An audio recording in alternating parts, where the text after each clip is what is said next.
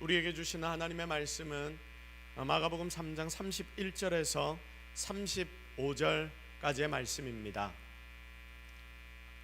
마가복음 3장 31절에서 35절까지의 말씀입니다. 자, 우리 다 같이 한 목소리로 하나님 우리에게 주시는 말씀을 합독합니다. 그때에 예수의 어머니와 동생들이 와서 밖에 서서 사람을 보내어 예수를 부르니 무리가 예수를 둘러 앉았다가 여짜오되 보소서 당신의 어머니와 동생들과 누이들이 밖에서 찾나이다. 대답하시되 누가 내 어머니이며 동생들이냐 하시고 둘러 앉은 자들을 보시며 이르시되 내 어머니와 내 동생들을 보라. 누구든지 하나님의 뜻대로 행하는 자가 내 형제요 자매요 어머니이니라. 아멘. 자, 교회 가족이라는 제목으로 하나님의 말씀 증거하도록 하겠습니다. 자, 사람은 누구나 소속감, 그러니까 소속의 욕구라고 하죠. 소속의 욕구를 사람은 누구나 다 가지고 있습니다. 그래서 사람들이 모이면, 외국에서 모이면 대한민국 사람을 만나면 어떻습니까? 굉장히 반갑습니다. 외국에 나가서 우리나라 기업을 딱 보면 삼성이라는 큰 이름이 간판에 딱 박혀 있는 것을 보면 나도 모를 애국심이 막 내 속에서 떠오른다라고 이야기를 합니다. 그래서 사람들은 이 소속감을 굉장히 중요하게 여기는데, 그러다 보니까 타 지역에 나가 있다가 나의 같이 나와 함께한 그런 지방, 지역 이런 출신들도 만나면 따지기 시작합니다. 나중에는 어떻게 되느냐, 내가 나온 학교, 내가 살았던 동네, 심지어 우리 동네에서 제일 맛있게 먹었던, 학창시절에 제일 맛있게 먹었던 그 떡볶이집, 그 떡볶이집에서 네가 한번 먹어봤느냐, 막 이런 것까지 연결을 해서 사람들이 연결고리를 만듭니다. 소속감을 느끼기 위해서입니다. 자, 이런 게 우리가 안 좋게 표현하면 학연지연 뭐 이런 게 되겠죠. 그래서 메슬로우라는 이 심리학자는 인간의 욕구를 위계로 딱 따져서 이론을 만들었는데, 여러분 한번 보십시오. 제일 아래서부터 이게 욕구가 충족이 돼야 사람이 만족하며 산다. 그 다음 단계를 다음 단계의 욕구를 이루기 위해 또 노력을 한다. 막 이런 의미인데, 제일 먼저 어떤 욕구가 있습니까? 생리적인 욕구가 있습니다. 자, 우리 먹어야 살지 않습니까? 안 먹으면 바로 죽습니다. 숨을 쉬어야 삽니다. 숨 못 쉬면 바로 죽습니다. 그러니까 이런 인간에게 가장 필요한 것들, 그리고 두 번째는 안전에 대한 욕구. 예를 들어 짐승에게 공격을 당하면 우리는 그 공격 당함으로 인해서 죽게 됩니다. 그래서 우리가 숨을 공간이 필요한 것이고, 이렇게 여러 가지 안전을 위한 욕구들이 나타나게 됩니다. 자, 그리고 난 뒤에 인간의 다음 욕구가 무엇이냐면 소속과 사랑의 욕구라고 되어 있습니다. 자, 그러니까 이 사랑의 욕구, 소속의 욕구도 가장 기본적인 욕구 중에 하나인 겁니다. 그래서 여러분, 모든 사람들은 소속감을 가지려고 합니다. 그중 가장 끈끈한 소속이 어디입니까? 우리가 태어나서 나고 자란 가족 아닙니까? 사람들은 혼자 살지 못합니다. 그래서 혼자 사는 사람이라 하더라도 뭔가 연결고리를 만들기 위해서 동호회에 들어가기도 하고 단체에 소속되기도 합니다. 그곳에서 활동들을 하는데, 그래서 여러분 그곳에서 열심히 활동을 하고 친한 사람들을 많이 만난다 하더라도 그래도 가족이 없어서 느끼는 그 외로움은 다른 것들로 채워지지 않습니다. 가족이란 것은 그만큼이나 소중합니다. 자, 우리 마음에는 가족만이 채울 수 있는 어떤 공간이 따로 있다 싶습니다. 그러니 외동들은 형 누나에 대한 그리움이 다들 있는 것이고, 아들만 있는 집에는 딸에 대한 그리움이 있는 것입니다. 가족이라는 관계 속에 생기는 특별한 감정이 존재합니다. 여러분, 그래서 좋은 아버지, 좋은 어머니, 좋은 누나, 좋은 형, 좋은 동생들과 사는 사람은 사람이 누리는 복 중에 가장 큰 복을 누리는 사람이다라고 말해도 틀린 사실이 아닐 것입니다. 그런데 여러분, 이 시대를 한번 생각해 보십시오. 이 시대에 이런 가정들이 너무나 많이 깨어지고 있는 것을 우리는 발견합니다. 관계 때문에 깨어집니다. 돈 때문에 깨어집니다. 그리고 여러 가지 이유로 가정이 깨어집니다. 지금 이 시대의 가정, 이 시대의 가족, 이 가족을 세 가지로 좀 우리가 나눠 본다면, 첫 번째는 이미 깨어져 버린 가정이겠죠. 이미 깨어져 버린 가정입니다. 자, 그리고 두 번째는 안 깨진 것 같지만 가까이 가보면, 들어가 보면 어떻게 된 가정? 다 깨져 버린 가정. 세 번째는 그래도 잘 유지하고 있는 가정. 여러분, 어떤 가정은 타협과 묵인 속에서 가족을 이루며 함께 살아갑니다. 이해하고 용납하는 것이 아닙니다. 그리고 타협하고 단지 묵인할 뿐입니다. 여러분, 이게 무슨 말이냐면 허물이 있는데 고칠 수 있는 것은 고치도록 우리가 최선을 다해 노력해야 하는 것 아닙니까? 그래도 내가 최선을 다해 노력하는데 고쳐지지 않는 부분 분명히 사람이니까 있을 것인데, 그렇게 어려운 것은 용납해 주는 것, 이게 진짜 가족의 모습 아닙니까? 그런데 이게 도저히 내 마음에 받아들여지지 않아서 나중에는 어떻게 돼버리냐면, 그래, 니는 니고 내는 내다, 잘못한 거 있지만 간섭하면 싸움밖에 안 되니까 그냥 지대로 살자, 이렇게 해서 자기들 마음대로, 남편은 남편대로, 아내는 아내대로 사는, 선을 긋고 사는, 여러분 마음조차도 안 나누고 살아가는 그런 가족들이 지금 얼마나 많습니까? 이게 바른 게 아니잖아요. 한 번은 신문에 이런 기사가 나오더라고요. 어떤 부인이 불륜을 즐기며 이걸로 알바를 했는데 그러다가 막 걸렸습니다. 잡혔습니다. 알고 보니까 이 남편이 고위 공무원이었다고 합니다. 이 아내에게 물었습니다. 왜 이런 일을 했습니까? 그러니까 이 아내가 무슨 대답을 했는지 아십니까? 내 남편의 월급으로는 애들 과외를 못 시켜서 내가 이 일로 돈을 벌었습니다, 이렇게 대답을 했답니다. 여러분, 이게 말이 되는 이야기입니까? 그런데 한마디를 덧붙이는데 충격입니다. 우리 남편은 나를 이해할 거예요. 우리는 서로 비슷합니다. 겉으로 붙어 있지만 여러분, 이게 바로 속으로 다 깨진 가정입니다. 문제가 있습니다. 그런데 경제적인 이유 때문에 그냥 붙어 있고, 애들 때문에 헤어지지 못해 그냥 붙어 있습니다. 다른 이들에게 좋은 가정의 모습을 그래도 보여주고 싶어서 그냥 붙어 있습니다. 이게 현재 이 대한민국 땅에서 일어나는 많은 가정의 현실입니다. 몇 년 전 일본에서 조사 발표를 했습니다.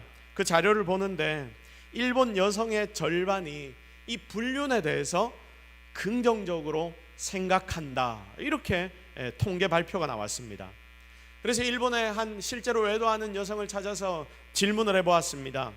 왜 이게 긍정적인 것입니까? 답이 기가 찹니다. 왜 기가 찰까요? 나를 사랑해주는 사람이 있기 때문에 더 이상 남편의 말과 행동에 신경 안 써도 돼서 부부 생활이 이전보다 훨씬 더 원만해지고 편해졌습니다. 이게 첫 번째 대답이더라고요. 그리고 여기 한 가지를 덧붙이는데 뭐라고 하냐면, 외도하는 대신 내가 가정일에 더욱더 열심히 하게 됩니다. 더 적극적으로 가정일에 집중하게 됩니다. 아마 미안해서 더 열심히 가정일을 하게 되는 거겠죠. 그래서 여러분, 이런 이야기가 있습니다. 갑자기 남편이, 갑자기 아내가 너무 잘해주면, 갑자기 사람이 변하면 어떻게 해보라? 어떻게 그렇게 잘하십니까? 의심해보라. 너무나 슬픈 이야기 아닙니까? 이게 다 붙어 있지만 속에 들어가 보면 깨져버린 가정들의 모습 아닙니까? 문제를 피하는 것일 뿐입니다. 바른 해결이 안 되니 이러는데 실은 잘못된 것이죠. 진짜 요상하고 괴상한 가정의 모습들을 우리는 이 시대에 우리의 주변에서 너무나 많이 보고 있습니다. 이런 시대를 살아가는 우리에게 하나님 주시는 말씀이 그래서 더욱더 중요하게 떠오르는 것입니다. 여러분, 먼저 가족이 무엇입니까? 여러분, 가족이 무엇입니까? 우리는 오늘 여기에서 원론부터 들어가야 합니다. 가족을 여러분 누가 만드셨습니까? 정확합니까? 하나님이 정말 만드신 건 맞습니까? 이 나라 정부가 만든 것이 가족 아닙니까? 이 나라에서 여러 가지 체제를 통해서 확립시켜 놓은 것이 가족이라는 체제 아닙니까? 남자와 여자 하나씩 한 가족을 이룬다. 여러분, 이걸 누가 만드셨습니까? 바로 하나님이 만드셨습니다. 성경의 가장 처음에서 하나님은 가정을 직접 만드시고 제정해 주셨습니다. 하나님이 결국은 이 가족이란 것을, 가정이란 것을 만드신 거예요. 처음 아담과 하와를 통해서 가족은 시작됩니다. 그런데 왜 하나님이 이렇게 가정을 만드셨습니까? 이걸 찾아보면 처음 나눈 가족의 소속감이, 왜 가족이란 것에서 느끼는 이 소속감이 우리에게 필요한지, 이 소속감이 어디서부터 찾아왔는지를 우리는 알게 됩니다. 하나님은 아담을 창조하셨습니다. 그리고 아담 홀로 독처하는 게 좋지 않아 보이셨다라고 주님은 말씀하십니다. 그래서 그의 갈비뼈를 하나 빼서 하와를 만드셨습니다. 그런데 여러분, 질문 하나 드려볼게요. 하나님 보시기에 아담 혼자 있는 것이 안 좋게 보였다라고 말씀하셨는데 왜 혼자 있는 게 안 좋아 보이셨을까요? 왜 아담 혼자 있는 것이 안 좋아 보이셨겠습니까? 쓸쓸해서? 아담이 혼자 쓸쓸했겠습니까? 제 생각에는 그러지 않았을 것 같습니다. 이세를 하나님이 창조하시는데 그때는 우리가 지금 살아가는 이런 결혼해서 자녀를 낳고 하는 이런 방식으로 이세가 생기지 않았을 겁니다. 여러분, 분명한 것은 하나님의 마음이니까 우리는 정확하게는 알지 못합니다. 자, 그런데 우리가 추측을 해볼 수는 있습니다. 여러분, 인간을 누구의 형상을 따라 만드셨다라고 하나님 우리에게 말씀해 주셨습니까? 하나님의 형상을 따라. 자, 하나님은 몇 위의 하나님이십니까? 3위의 하나님이십니다. 세 분이 한 분이신 분이 바로 우리의 하나님이십니다. 그 하나님이 3위셨으니 하나님의 형상을 따라 창조된 인간이 혼자인 것이 하나님의 형상을 따라 창조되었지만 이게 좀 모자른 것처럼 하나님이 보이셨던 것 같습니다. 아마 그럴 겁니다. 그래서 인간이 혼자 있는 것은 안 맞다. 하나님이 창조하신 그 창조의 본래의 모습대로 바뀌어야 한다. 그래서 결론이 뭐냐? 사람은 혼자 있지 못한다. 혼자 있으면 안 된다. 혼자 있는 것은 하나님이 원하신 그 하나님 창조하신 사람의 원래의 모습, 하나님이 창조하신 하나님 원하시는 모습이 아니다. 바로 그것입니다. 그래서 여러분, 혼자 사는 사람들을 한번 생각해 보십시오. 혹시 혼자 계신 분들이 있습니까? 혼자 사는 게 익숙해집니다. 그리고 혼자 사는 게 나름 재밌습니다. 편안하기도 합니다. 그런데 여러분, 이렇게 혼자 사는 게 익숙해져도 외로운 거예요. 직장이 나름 괜찮고 돈을 많이 벌고 내 주변에 내가 혼자는 살지만 인맥들도 굉장히 좋고 여러분 내 주변의 분위기가 굉장히 좋다 하더라도 외로운 건 외로운 겁니다. 어쩔 수가 없습니다. 아, 혼자 살아도 되겠네, 혼자 살만하네, 이렇게 생각하고 말하고 혼자 살긴 하는데 용감한 척은 하지만 외로운 건 사실 어쩔 수가 없습니다. TV의 예능 프로그램 중에서 혼자 사는 사람들을 보여주는 예능 프로그램이 있습니다. 여러분 뭔지 아십니까? 나 혼자 산다. 제목부터 나 혼자 산다. 제 친구가 예전에 PD 했던 그런 프로그램이거든요. 자, 나 혼자 산다라는 프로그램 여러분 다 알 겁니다. 거기에 다들 혼자 잘 사는 사람들이 나옵니다. 혼자서 잘 사는 사람들이 나옵니다. 혼자서 사는데 어떻게 사는지를 우리에게 보여주는데 그걸 볼 때마다 굉장히 재밌습니다. 특이합니다. 그런데 저는 거기에서 굉장히 유심히 본 부분이 있는데 그게 뭐냐면 패널들도 나오고 게스트들도 나와서 정말 혼자 멋지게 사는 모습을 보여주는데 그걸 맨날 보여주다가 특별한 어느 날 밤 늦게 그 사람이 혼자 집으로 들어가다가 아직까지 밥을 안 먹어서 늦은 밥을 먹고 그러면서 술 한 잔을 딱 걸치고 난 뒤에 들어가는 길에 쓸쓸하고 너무 외로우니까 다른 이들에게 밤늦게 막 술김에 전화하는 모습들, 이런 모습들이 가끔씩 나오는 것을 저는 보았습니다. 외로움을 풀기 위해 통화도 하고 사람들도 만납니다. 술을 마시고 나면 그 저녁에 밤이 너무 센티해져서 자기 혼자 견딜 수가 없어집니다. 여러분, 그래서 통화를 하고 사람도 만나게 되는데 여러분, 그러면 그 외로움이 풀어집니까? 외로움이 풀어집니까? 물론 조금은 풀어지겠지만 헤어지면 또다시 외로움이 밀려오는 것이 인생입니다. 그 근본은 절대로 바뀌지 않습니다.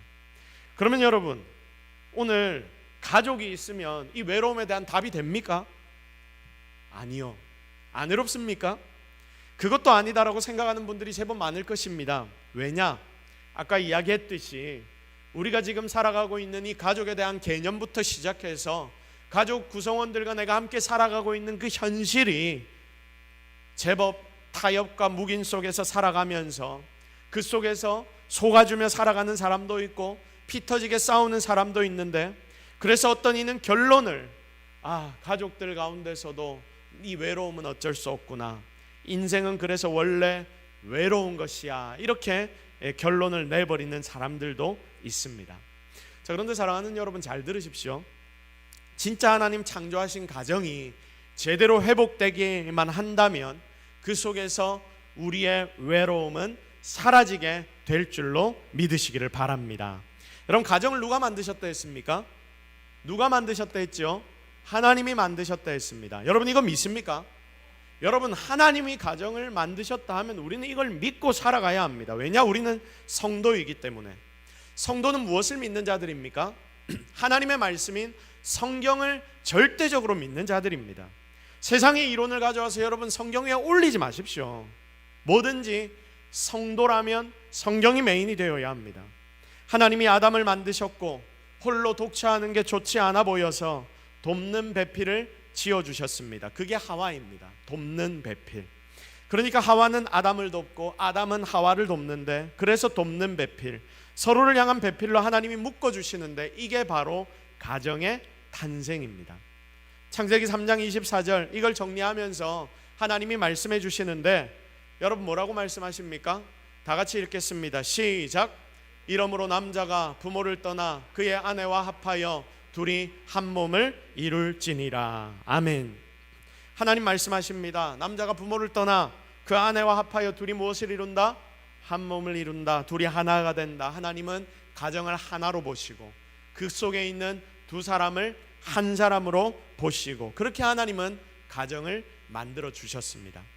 자, 그러니까 진짜 가정은 누가 만드셨고? 하나님이 만드셨고, 이걸 아는 우리는 이제 드디어 진정한 가정을 이룰 수 있게 됩니다.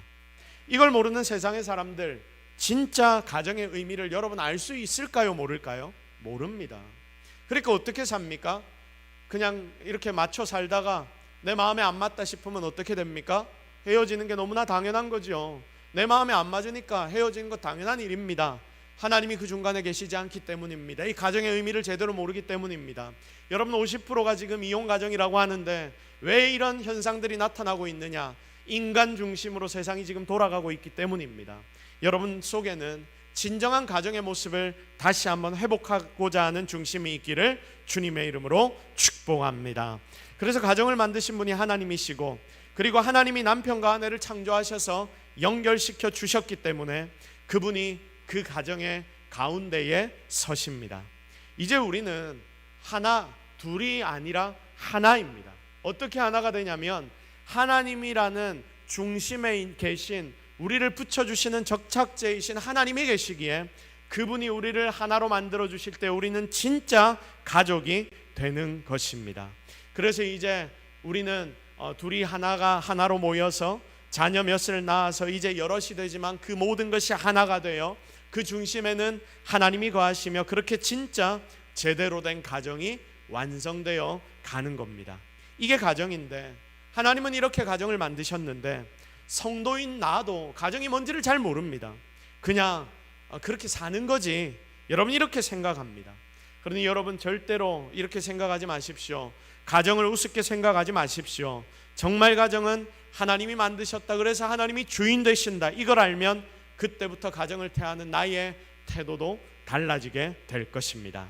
그리고 주님께서 그 가운데 서셔서 이 모든 것들을 연결시키시기 때문에 깨어지지 않는 가정, 아름다운 가정, 마음의 허전함을 전부 다 채워주는 진정한 가정이 되는 줄로 믿으시기를 바랍니다. 여러분, 이게 진짜 가족의 원본 모습입니다. 그러면 이 하나님의 말씀을 나에게 딱 대입해 봐야 되겠죠. 지금 여러분의 가정은 어떻습니까? 지금 여러분이 살아가고 있는 그 가정 과연 어떻습니까? 진짜 하나님이 만드신 그 가정의 모습을 생각하고 매일매일 여러분의 가정 생활을 하고 있습니까? 여러분 가정의 중심에 하나님이 계시다는 것을 여러분은 기억하며 삽니까? 하나님이 진짜 중심에 계시면 내 남편, 내 아내에게 말을 그렇게 할 수 있습니까? 내 자녀들에게 그렇게 행동할 수 있습니까?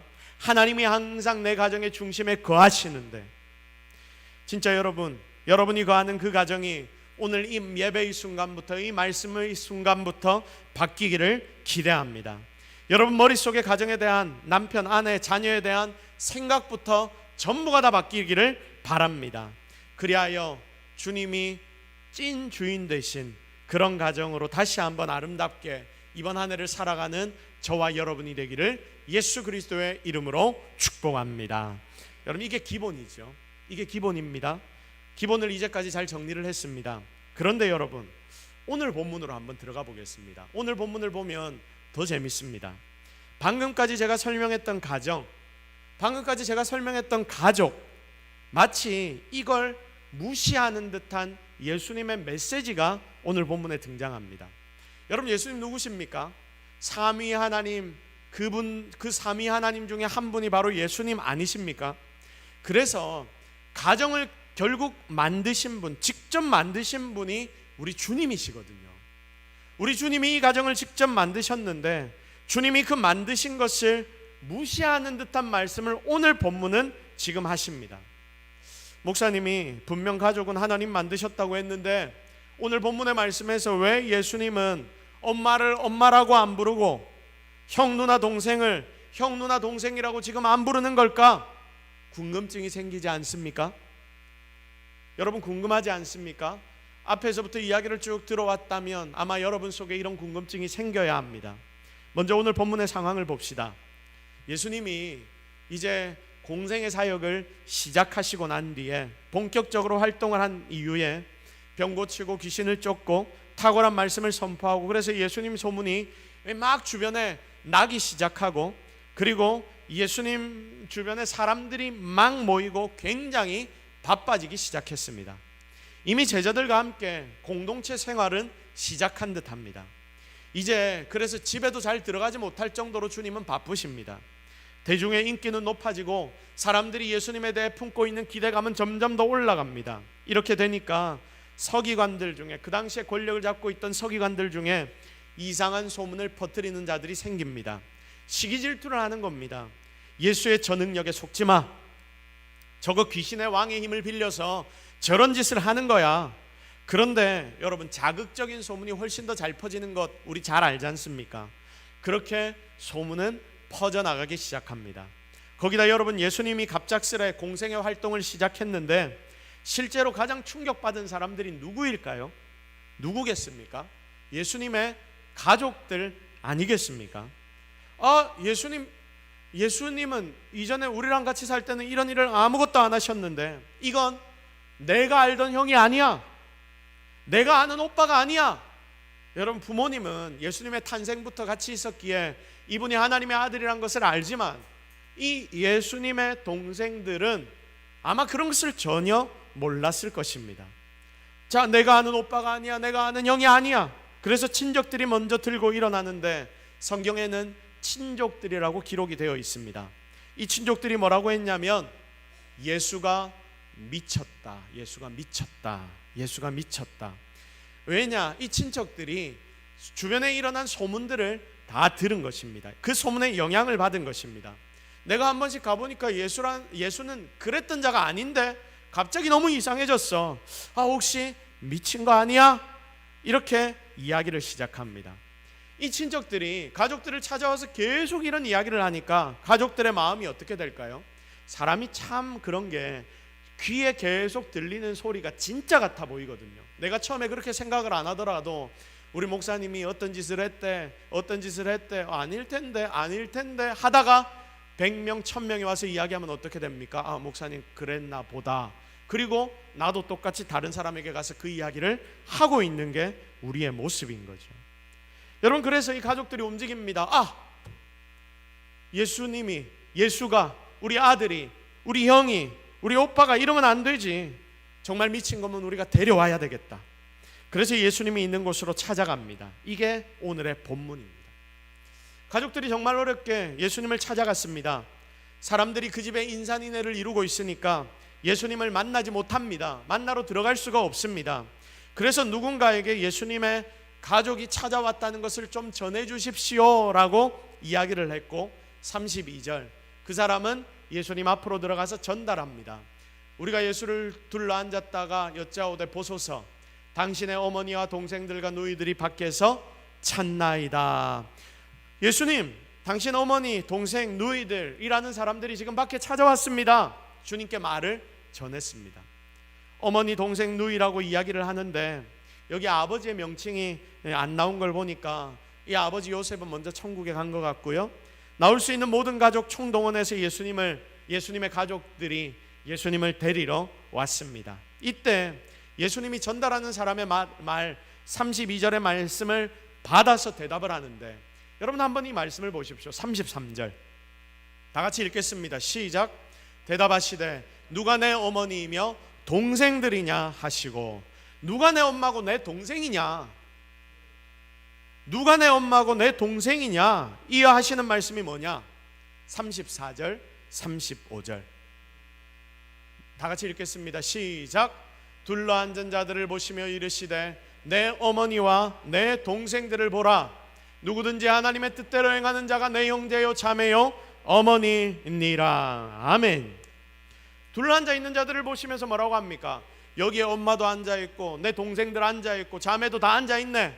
여기에 함께 앉아있는 사람들을 보시면서 주님이 그렇게 쫙 말씀하시고 난 뒤에 누구든지 하나님 뜻대로 행하는 자, 35절 누구든지 하나님의 뜻대로 행하는 자가 바로 이런 자다. 하나님 뜻대로 행하는 자가 그러니까 나의 뭐다? 엄마고 동생이고 나의 가족이다. 이렇게 주님이 말씀을 하시는 거예요. 여러분 딱 오해할 만한 말씀 아닙니까? 지금 밖에 누가 와 있습니까? 엄마도 와 있고 동생들도 와 있습니다. 가족들이 와 있습니다. 그 중에 동생들은 손아래니까 이런 말을 좀 들어도, 예화로 쓰려고 이런 말을 좀 들어도 괜찮다 싶은데, 우리가 생각하기에 어머니를 밖에 놔두고 주님이 이러시면 안 되는 거 아닙니까? 원래 예수님이 효심이 굉장히 지극하셨거든요. 그러면 말씀을 중단하고 어머니를 모시러 잠시 예수님이 나가시든지 아니면 사람이라도 보내서 어머니를 불러 안으로 들여야지요. 그런데 예수님 뭐라고 하십니까? 밖에 기다리고 있는데 저기 있는 사람들은 내 어머니 내 형제들 아니야. 내 엄마 형제는 따로 있어. 바로 여기 있는 니들이 내 어머니고 내 형제들이야. 주님이 이렇게 말씀을 하신다는 거예요. 말씀에 분명 오해의 소지가 있습니다. 그러나 이 말씀에는 예수님의 정말 중요한, 정말 가르치고자 하는 메시지가 들어있는 거예요. 그래서 그렇게나 사랑하는 어머니를 밖에 놔두고서라도 당시에 그들에게, 그리고 지금 말씀을 묵상하는 저와 여러분에게 주님이 이 말씀을 전달해 주시는 겁니다. 우리 한번 같이 고백해 볼까요? 다 같이 고백합니다. 주님은 새로운 가족관을 제시하셨다. 시작. 주님은 새로운 가족관을 제시하셨다. 예수님은 지금 새로운 가족관을 우리에게 알려주십니다. 새로운 가족관을 창조하고 계시다, 만들고 계시다라고 말해도 틀리지 않습니다. 하나님이 구약에 처음 인간을 만들면서 가족이란 것을 창조하셨던 것처럼 아담과 하와를 하나로 묶어주시면서 하나님이 가족이란 것을 처음 만드셨던 것처럼 신약이 시작되면서 하나님이신 예수님이 구약에 하나님이 창조하신 가족의 이미지를 그대로 가지고 와서 새로운 가족을 창조하고 계시는 상황, 그게 오늘 본문의 말씀이라는 거예요. 그만큼이나 이 본문이 중요하다 그 말씀입니다. 지금 주님이 말씀하시는 이 순간에는 여러분, 기존의 가족관보다 새로운 가족관을 더 소중하게 말씀하십니다. 야들아, 새로운 가족이 정말 중요해. 하나님이 만드신 혈연으로 이루어진, 주님이 부부 삼아주신 그 가족이 정말 중요하지만 이제는 더 중요한 가족이 니들에게 생겨날 것인데 니들 이 가족에 대한 개념을 제대로 챙겨놓고 살아야 해. 이게 예수님의 음성입니다. 우리가 아는 기존의 가족관이 무엇입니까? 혈연으로 이루어진 가족이죠. 내 엄마가 10달 동안 배 아파서 낳은, 내 엄마가 10달 동안 배 아파서 나를 낳고, 그리고 형제자매는 나랑 같이 엄마의 뱃속에서 태어나고, 그래서 항상 함께하고 밥도 같이 먹고 잠도 같이 자는, 그래서 한 집에 사는, 그들의 기쁨은 나와 직접적인 상관이 없다 하더라도 나의 기쁨이 되고, 그들의 문제는 좋든 싫든 내 문제가 되는, 그래서 그들이 잘 되면 나도 기쁘고 잘못되면 내 마음도 상하는, 여러분 이게 가족 아닙니까? 이게 가족이죠. 물론 가족 중에도 사이가 나쁜 가족들이 있습니다. 자, 그런데 여러분, 사이가 아무리 나빠도 누가 내 형, 내 누나, 내 동생 욕하면 기분이 좋습니까? 안 좋습니까? 안 좋지요. 굉장히 안 좋습니다.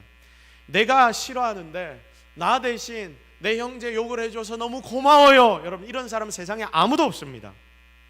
욕을 해도 내가 안다. 욕하는 사람 딱 만나면 욕을 해도 내가 안다, 니 조용해라고 얼굴을 확 끓는 게 우리의 모습입니다. 그러니까 이 말을 잘 따져보면 내가 형제를 지금 미워한다라고 말하는 것조차도 내가 사랑한다는 일종의 부정적인 표현으로 나타나는 게 되는 것입니다. 이런 위대한 혈연으로 이루어진 가족관계, 이걸 지금 누가 끊고 있습니까? 이걸 무시한 듯한 말씀은 지금 주님이 하시는 것입니다. 이것보다 더 중요한 게 얘들아 있어. 니들 내 말 잘 들어.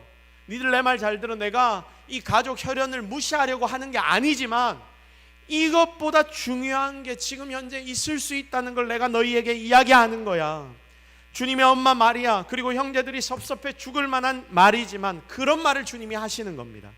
하지만 여러분, 이게 바로 새로운 가족관입니다. 혈연으로 이루어진 처음 가족만큼 중요하기 때문에 주님이 충격요법을 사용하십니다. 당시에 모인 그들에게, 그리고 지금 이 자리에 함께 예배하는 저와 여러분들에게, 더 나아가서 밖에서 예수님을 기다리고 있는, 예수님을 오해해서 기다리고 있는 자기 가족들에게도 주님은 들으라고 지금 이 말씀을 하십니다. 너무나 중요한 거예요. 이 말씀의 핵심, 지금 주님이 새롭게 만드신 가족, 그런데 주님이 어떤 인생들을 주님의 형제 자매 어머니라고 말씀하십니까? 35절, 우리 너무나 중요하니까 다시 한번 같이 읽습니다. 시작. 누구든지 하나님 뜻대로 행하는 자가 내 가족이다. 여러분, 이게 바로 주님의 음성입니다. 누구든지, 누구의 뜻대로 행하는 자? 하나님의 뜻대로 행하는 자. 그가 누구다? 나의 가족이다. 여러분, 이게 제 말이 아닙니다. 제가 앞에서 말하는 게 아닙니다. 누구의 음성입니까? 주님의 음성입니다. 제가 강대상에서 말씀을 선포할 때 여러분 잘 들으십시오. 제가 강대상에서 하나님의 말씀을 선포하면 여러분, 하나님의 말씀을 제 말로 받지 마십시오. 저는 정말 철저하게 하나님 음성 나누려고 여기 서 있습니다. 그래서 제가 설교할 때 딴소리 거의 안 하지 않습니까? 딴소리를 하면 그걸로 비판해도 괜찮습니다. 그런데 제가 하나님이 주신 이 성경의 말씀을 선포하고 있다면 여러분이 지금 듣고 있는 이 메시지를 하나님의 음성으로 정확하게 들어야 합니다. 이게 복받는 비결입니다. 오늘 목사님 말씀을 참 잘하시네. 오늘은 좀 말도 안 되는 소리를 하시네. 여러분, 진짜 성경에 나오는 말씀이 아닌 잡소리를 제가 하면 그렇게 판단해도 됩니다. 그런데 그게 아니라면 이걸 사람의 말로 받지 마십시오. 예배 가운데 여러분의 말씀 받는 자세가 굉장히 중요합니다. 저도 이걸 그대로 하나님 앞에서 기도함으로 받고 나누는 것입니다.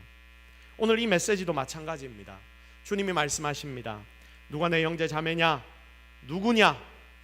하나님의 뜻대로 행하는 자다. 여러분, 이게 그냥 제가 전달해서 여러분의 머릿속에 잠시 머물렀다가 떠나가는 말씀이 되면 안 됩니다. 한 귀로 듣고 흘리면 안 됩니다. 오늘 이 말씀이 들릴 때에 나는 진짜 그런가? 내 남편, 내 아내, 내 아들, 내 딸이 있는데 이걸 넘어서는 가족이 나에게 있다고 예수님이 말씀하시는데, 하나님의 뜻대로 행하는 자가 내 진짜 가족이라고 했는데, 그러니까 지금 내 옆에 앉아 예배하는 성도들이 나의 가족만큼 진짜 내 가족이어야 하는구나. 결국 이 교회에 지금 하나님을 묵상하며 예배하기 위해 모인 내 옆에 앉아있는 형제자매 성도들, 하나님 뜻대로 행하기 위해 지금 여기에 있는 자들, 이 모든 성도들이 나의 무엇이 된다? 가족이 된다. 가족이 된다. 여러분, 이거 꼭 기억하십시오. 솔직히 여러분 옆에 있는 형제자매, 우리가 형제자매라고 이야기하지만 진짜 가족같이 생각합니까? 아니죠. 잘 안 하잖아요. 여러분 가족 같으면 그렇게 하겠습니까? 여러분 내 엄마 같으면, 내 아빠 같으면 그렇게 하겠습니까? 내 형제 같으면 그렇게 하겠습니까? 그렇게 안 하잖아요. 우리가 다시 한번 생각해 봐야 합니다. 이 하나님의 말씀을. 밖에 좀 조용히 시켜주세요. 계속 이러는데. 제가 교회는 한 공동체다, 관계다, 관계가 잘 되어야 한다, 이런 말 정말 많이 했지 않습니까? 목장이 진짜 친해져야 된다라고 말씀을 계속 강조했지 않습니까? 목장에서 딴 거 안 해도 되고 그냥 친하게 좀 놀아라라고 작년에 1년 동안 계속 그 이야기만 했지 않습니까? 왜 그런지 아시겠습니까? 그게 무엇이기 때문에? 가족이기 때문에. 여기 모여있는 우리 모두가 무엇이기 때문에? 하나님 뜻대로 행하기 위해 노력하는 자, 그러니까 가족이기 때문에 우리가 이렇게 살아야 하는 거예요. 그런데 여러분 주변에 있는 형제 자매들은 진짜 가족이 맞습니까? 여러분의 목장은 한 가족이 맞습니까? 예수 안에 한 형제 자매다, 이게 그냥 말뿐이면 안 된다, 그 말입니다.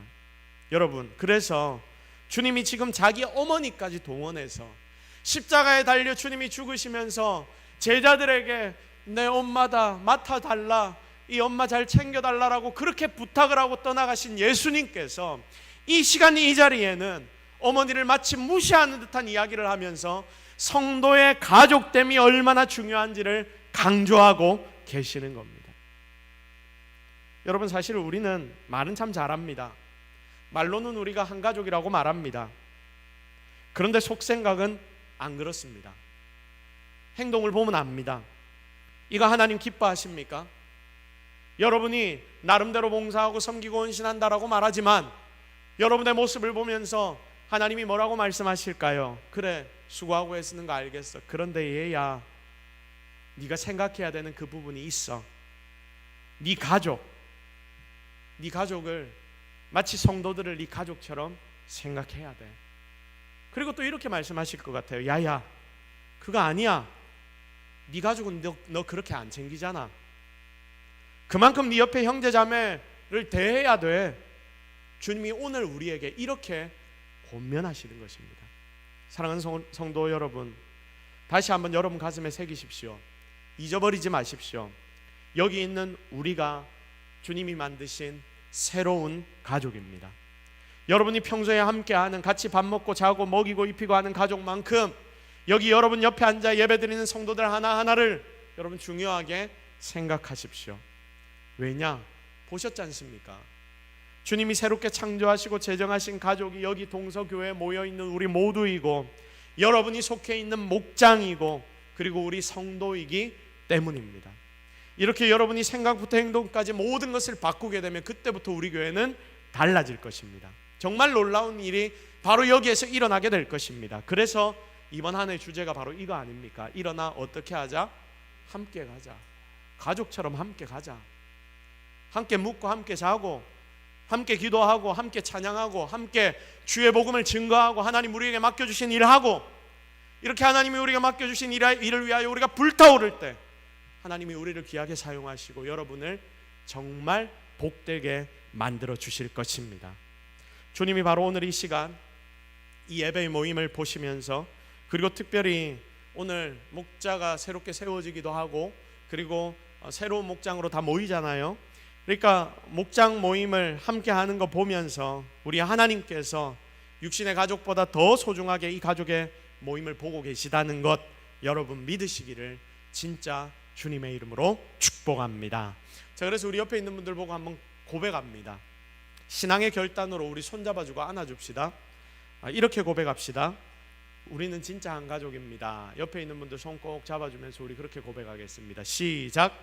우리는 진짜 한 가족입니다. 자, 옆에 내 남편, 내 아내 앉아 있으면 그 사람하고는 집에 가서도 해도 되니까 여러분, 다른 사람, 내 옆에 있는 두 칸 뒤에 있는 형제 자매를 향해서 다시 한번 우리 이렇게 결단합시다. 우리는 진짜 한 가족입니다. 시작. 우리는 진짜 한 가족입니다. 여러분, 이게 제가 생각하기에 그냥 하나의 구호가 되지 않기를 바랍니다. 구호가 되지 않고 진짜 가족으로 서로를 챙기고 사랑하며 하나님이 만들어주신 새로운 가족 안에서 주님의 축복을 누리며 살아가는 우리 모두가 되기를 예수 그리스도의 이름으로 축복합니다. 이제 말씀을 정리하겠습니다.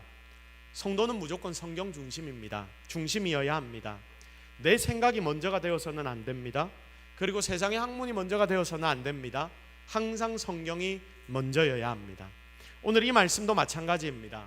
어쩌면 이 말씀을 들으면서 그래도 내 가족이 먼저지라고 생각하시는 분들이 분명 계실지도 모르겠습니다. 그런데 하나님이 오늘 이렇게까지 강조하며 말씀하시지 않습니까? 우리 주님이 여러분에게 이렇게 부탁하지 않습니까? 여기 있는 여러분 모두는 진짜 가족이고 진짜 가족 되어야 합니다. 여러분의 목장은 더 진한 가족이 되어야 합니다. 집에서 여러분 가족에게 하는 행동 모습을 생각해보고 내 목장원들에게 그리고 우리 교회 성도들에게 함께 그렇게 행동하는 자들이 되기를 바랍니다. 그래서 여러분, 주님 말씀하신 것처럼 우리 공동체가 새로운 가족 공동체, 그렇게 살아가는, 그렇게 멋진 아름다운 하나님 원하시는 공동체를 만들어가는 이 동서교회 되기를 주님의 이름으로 축복합니다. 우리 시간 함께 기도 한번 하겠습니다. 기도하고 우리 그 목자 임명식을 가지도록 할 텐데, 하나님, 우리가 진짜 가족 된다는 것을 깨닫게 하옵소서. 그래도 내 가족이지, 그래도 내가 먼저지, 항상 내 마음에는 이 생각이 있는데 이제 이걸 넘어설 수 있는 하나님의 은혜가 우리에게 주어지게 하옵소서. 우리 이 제목을 놓고 같이 기도하도록 하겠습니다. 다 같이 기도합니다. 하나님, 우리에게 새로운 생각을 주십시오. 우리에게 하나님의 마음을 주십시오. 우리가 무엇을 어떻게 해야 할지 정확하게 알게 하옵소서. 주님 도와주옵소서. 은혜를 다하여 주시옵소서. 능력을 허락하여 주옵소서. 하나님 함께하여 주시옵소서. 주님 함께하시옵소서. 아버지 도와주옵소서. 우리 모두가 정말 한 가족으로 이번 한 해 멋지게 살아가는 그런 목장과 교회 되도록 주님이 도와주시옵소서. 주님이 우리의 힘과 능력 되시는 줄로 믿습니다. 하나님 함께 하옵소서. 하나님, 오늘 우리가 함께 모여서 하나님의 말씀을 묵상했습니다. 하나님께서 우리에게 가르쳐 주신 이것이 우리의 마음에 심겨져 100배의 결실을 맺게 하여 주옵소서. 특별히 하나님, 이제 목자 임명을 합니다. 또한 목자가 임명되고 새로운 목장으로 우리가 함께 모일 것입니다. 그렇게 모일 때에 하나님께서 기뻐하시는 진짜 가족들이 되게 축복하여 주옵소서. 감사드리며 예수 그리스도의 이름으로 기도드립니다. 아멘.